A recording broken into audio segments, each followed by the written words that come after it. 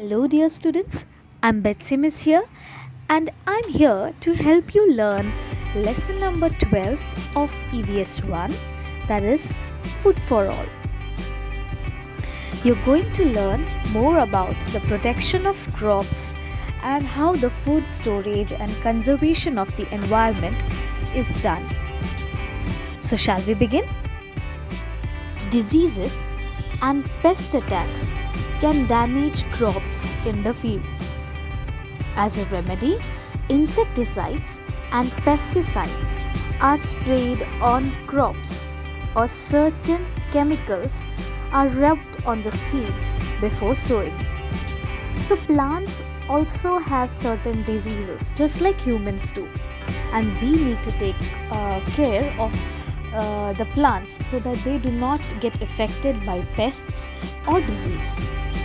And for that we use insecticides that kills insects, and pesticides, chemicals that are used to kill worms, worms and other pests.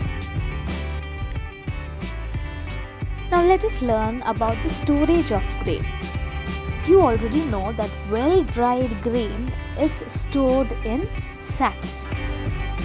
Storing the harvested crops safely is as important as increasing the production.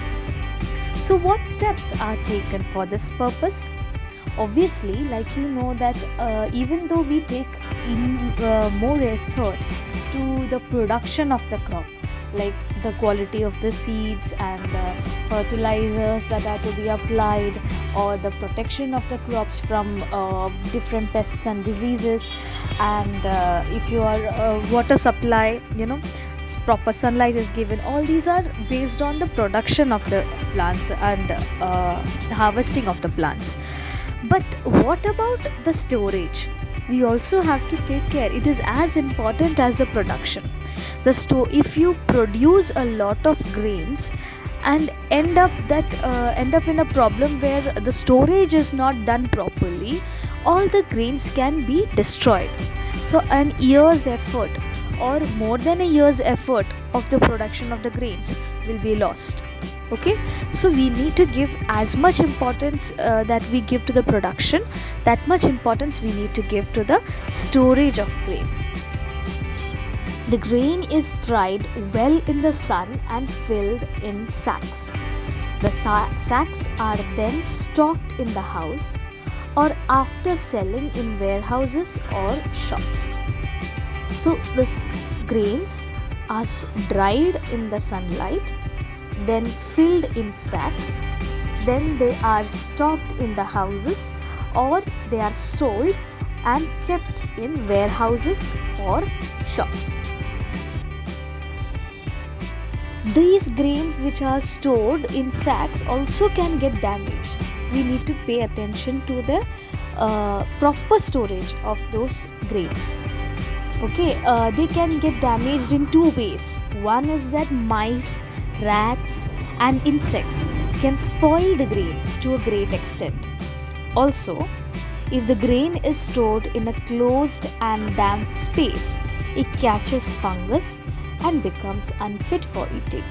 So the two types of damages that can happen to the stored grain is one, insects, mice or rats can eat up little bit of grains, tear apart the sackcloth, and start feeding on those grains.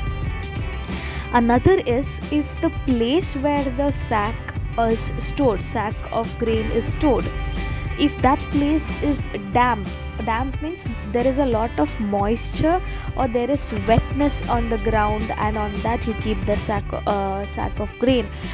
What happens is that if it is wet, there will be a chance of fungus growing on it, and once it catches the fungus, the food is not edible. You cannot eat it. To prevent such damage by pests, chemicals are sprayed at the place of storage or all around it. Neem leaves are mixed in the grain. So since there are two types of ways that the stored grains can get damaged, what they do is that the chemicals are sprayed in the warehouses or the place where the grains are stored. Okay, maybe at the place of storage, and or it can be at all around the place. Okay, so these, because of these chemicals, the pests do not enter the storage place. Another way of protecting this grains is by mixing neem leaves into the grain.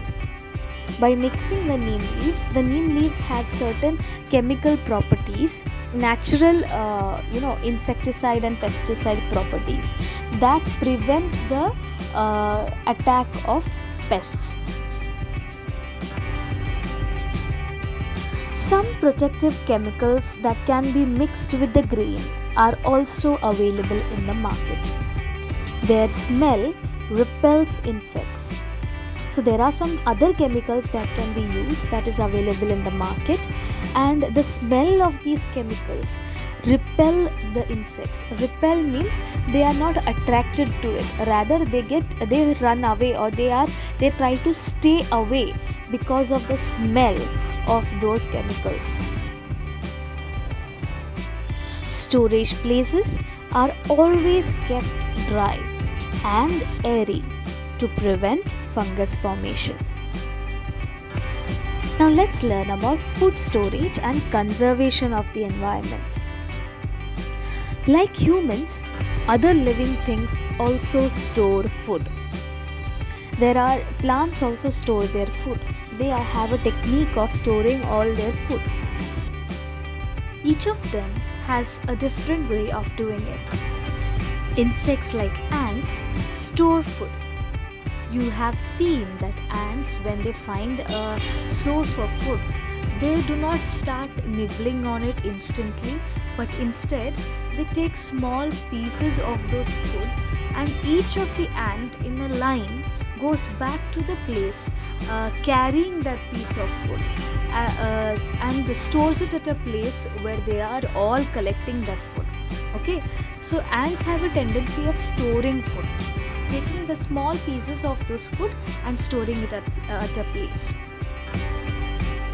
Bees collect nectar from plants and store it in a honeycomb in the form of honey. Squirrels store seeds. Bees, you have seen the honey which we get is from bees, and squirrels, they store seeds. Because these animals store food, it is available to them when they need it. All the time, plants are busy producing the food they need. Okay, so there is one important characteristic of storing food.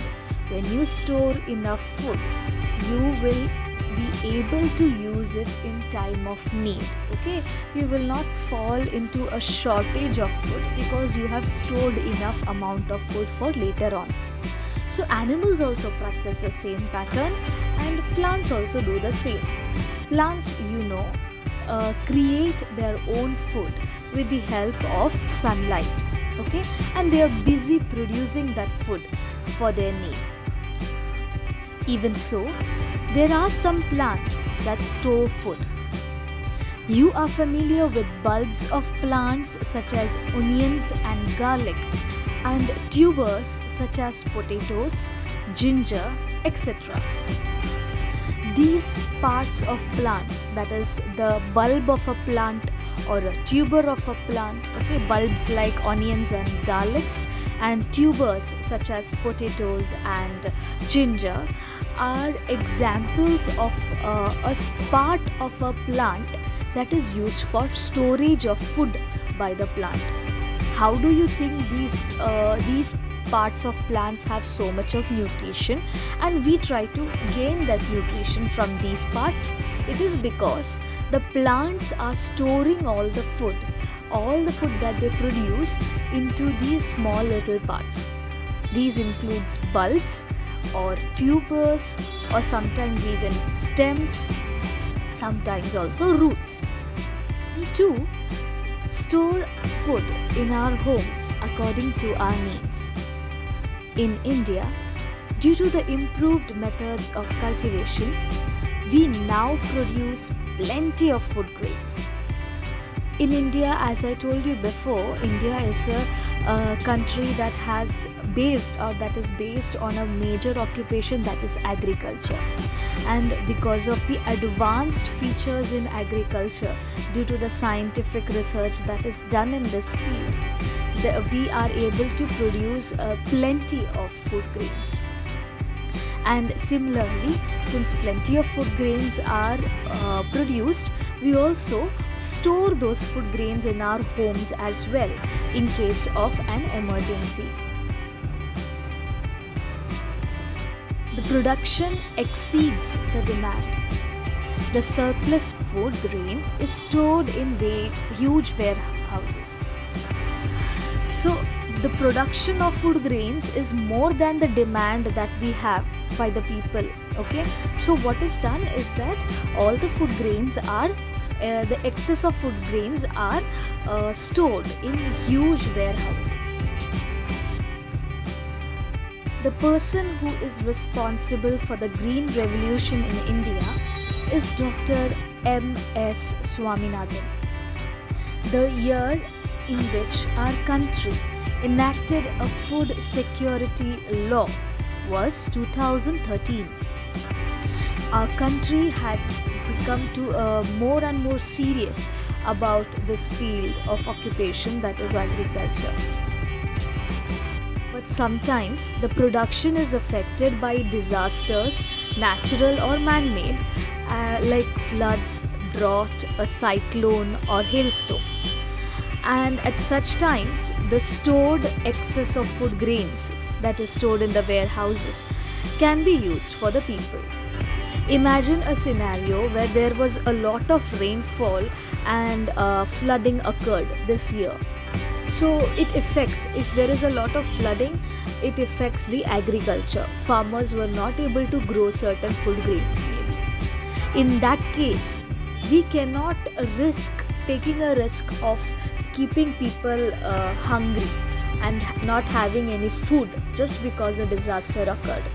And at that time, we are able to utilize the excess of food grains that we stored in the warehouses. Using improved methods of farming leads to the increase in production. So that is why more and more scientific research is being done in this field. The more improved methods and techniques and technologies are used for farming, the more the production of the food grains will be. Farmers get these information about modern agricultural technology through Agricultural Assistance Program, AAP. Agricultural Assistance Program is the source of information for the farmers about the modern agricultural technologies and techniques and methods that they can use. I had mentioned a little while before about the Green Revolution that was introduced or taken up by Dr. M.S. Swaminathan. But what is this Green Revolution? Today, our country is self-reliant as far as production of food grains is concerned. We are also able to export the surplus grain. We are self-reliant. Self-reliant means that we are not dependable on other countries for our food grains. We are able to produce enough food for ourselves in our country. We are producing so much of food that the excess of food grains, we are exporting it to other countries. We produce so much of excess of food grains and the food from the agriculture that we do. Okay, that is, we get the food from plants and we get the food from sowing the grains in the field and planting fruit trees in orchards.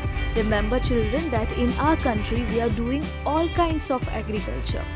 Okay, be it food grains or be it planting trees, okay, fruit trees in orchards. Okay, we are doing all types of agriculture and we are self-reliant regarding the production of these food. The tremendous increase in the food grain production in our country was achieved during the Green Revolution. It was brought about by the joint efforts of scientists, people working for the spread of science, and farmers. You must have already heard me telling the two words together, agriculture and science and technology. The cooperation and the working together of agriculture and science leads to the excess of production of food grains. And the Green Revolution is the best example that we can give of the cooperation of these two fields of science, that is agriculture and the science and research. We are a country where 60% of the land of our country is used for agriculture, and our seasonal climate, the seasonal climate which we have, is so favorable for growing food grains and doing agriculture. Like we learned before, the Kharif season, that is the season between June to October, where we get enough excess rainfall, is such a benefit for the field of agriculture. Remembering these, realizing that we are at an advantage, our country is at an advantage of having so much of land, 60% of the land used for agriculture, and the seasonal variations that we have, the seasonal favor that we have, we try to utilize that knowledge and make it as the best characteristic of the country, that is having great production of food grains, and which can be seen by the achievement of the Green Revolution. Now let us learn about food security. Food is a basic need, obviously. It is one of our basic needs.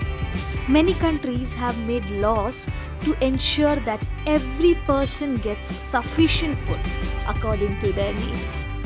We need to make sure that all the people in our country, every single person in our country, is fed enough, is never hungry. And to make sure of that, there are certain laws that are implemented by the country. We have so many plants or food grains that we produce during all these seasons. We have so many summer crops that grow from March to June, and we have stored them well.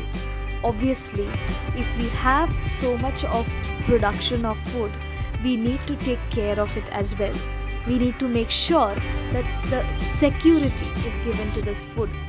And these laws are called as food security laws.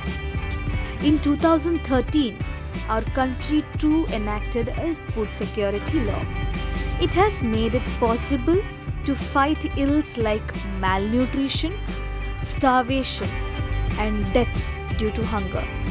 So these laws mainly make sure that the excess, we are producing such large amount, plenty of food grains. Okay, we need to make sure that if food grains are available, every single person should be fed. No person should be hungry. No person should go through the diseases of malnutrition, or no person should starve. Even if we have such large amount of food, no person should be left out. Every farmer works and strives so that every single person in the country is fed well. Every farmer wishes to get a very good harvest. A good harvest will provide the farmer with a good income and a satisfaction that every person in the country is fed. I had mentioned about the Agricultural Assistance Program that is used for gaining information for the farmers about modern agricultural technology. Let us learn more about it. Through this farm program, farmers are given proper information and guidance about the latest technology, irrigation facilities, improved seeds, use of fertilizers and pesticides, etc. They can also get weather forecasts and other agricultural related information from these assistance centers.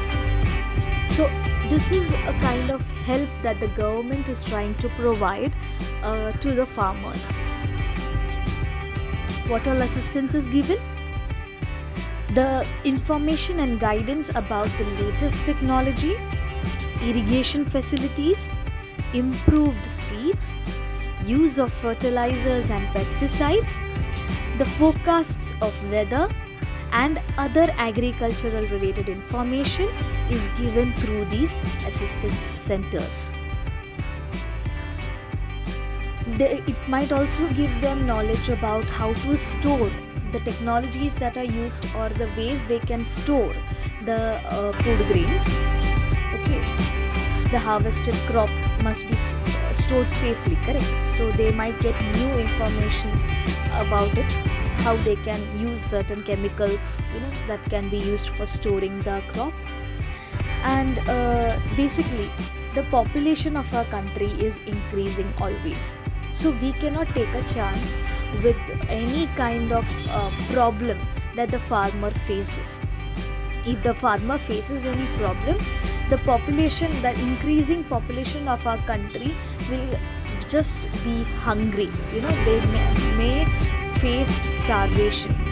So we need to do everything we can to provide all that we can to the farmers. In addition, agricultural schools have also been started for farmers. Members of a farmer's family can learn about new technology at these schools. Farmers are very important for our country. By now you must have understood this.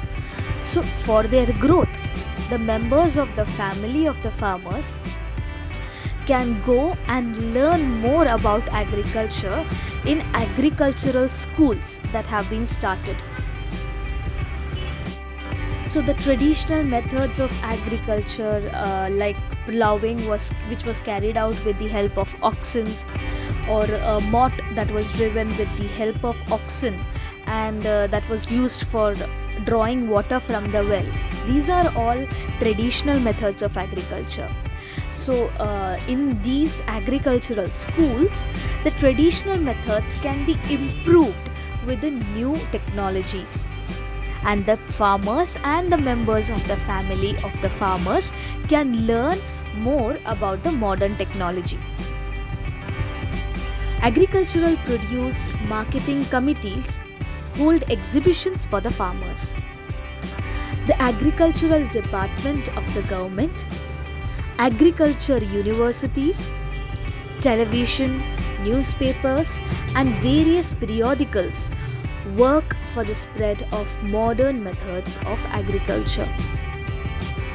With the help of such committees, programs, schools, agricultural schools, and the agricultural departments, universities, the television and newspapers and periodicals are helping the farmers already. They have already started with doing their tasks with the help of machines and using improved seeds that are developed through research. They have already begun, and they are improving or going into the direction of increasing and creating better quality of production of food grains. Now, it is possible for all farmers to use these modern methods to increase production. The whole country benefits from these efforts. Technologies like improved seeds have higher yield. Higher yield means the more quantity of grains are grown with the help of improved seeds, and the watering of crops need to be watered at the right time for them to grow well.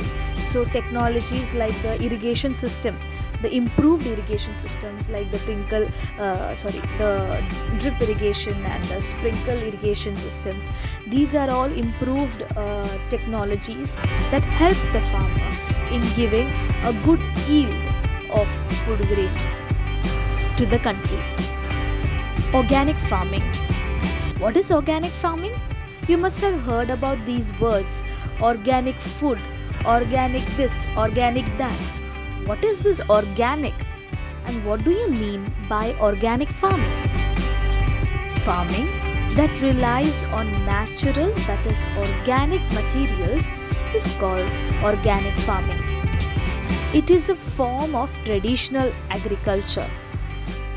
When I mean by or traditional agriculture, in traditional agriculture there used to be crops were watered with the help of canals, and to raise the level of groundwater, dams and bunds were used. But these are all traditional methods of growing.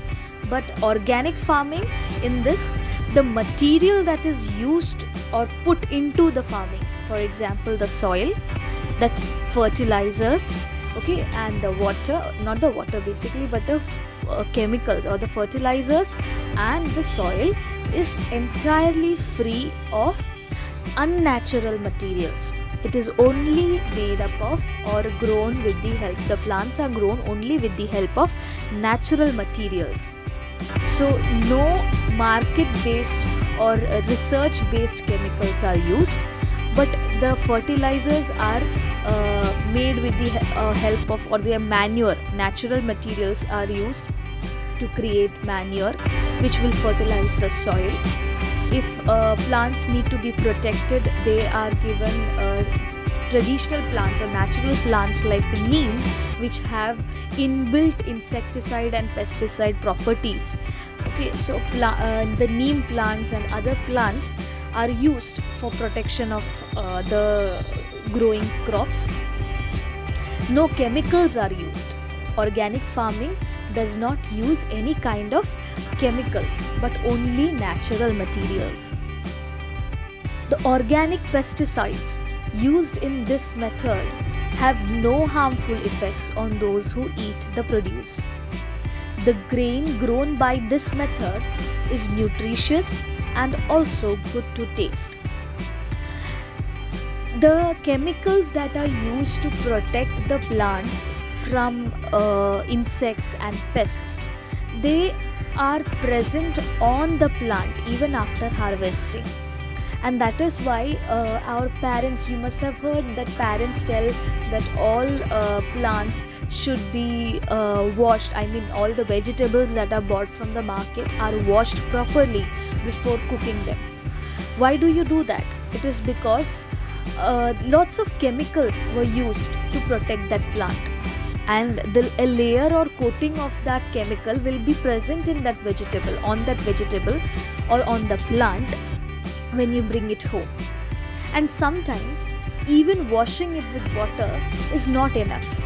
These chemicals, when you eat them, they are stuck on the layer of the outer layer of the vegetable, and when you cook it and eat it, you are consuming the chemicals, and these chemicals in the future will lead, when you consume it in a large quantity, and in the future will lead to lots of health problems.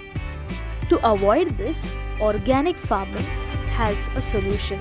Organic farming does not use any chemicals. It uses only natural materials. So even if you consume something accidentally, which were